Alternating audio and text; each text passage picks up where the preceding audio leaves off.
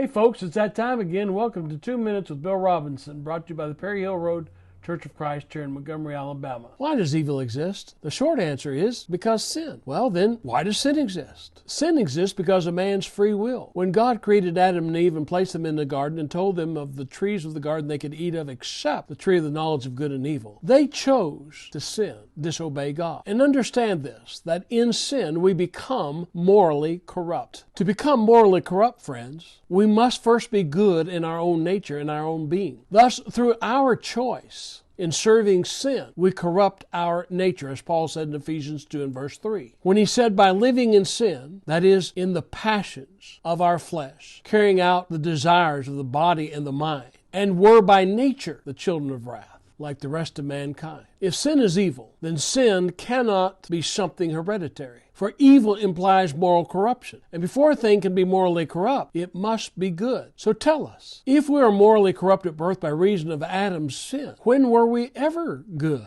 No, folks, it makes no sense. Evil exists because of sin. Sin is the reality of free will. And to deny this is to deny Genesis, the 3rd chapter. Listen to the Lord through the prophet Ezekiel in chapter 18 and verse 4. Behold, all souls are mine. The soul who sins will die. Listen again to verse 20. The soul who sins shall die. The son shall not suffer for the iniquity of the father, and the father shall not suffer for the iniquity of the son. But the righteousness of the righteous shall be upon himself, and the wickedness of the wicked shall be upon himself. The point that he's making is God nowhere ever transfers the guilt or the righteousness from one man to another in Scripture. We all stand as individuals, guilty and condemned by sin, having corrupted our moral nature by reason of our own choices and sin.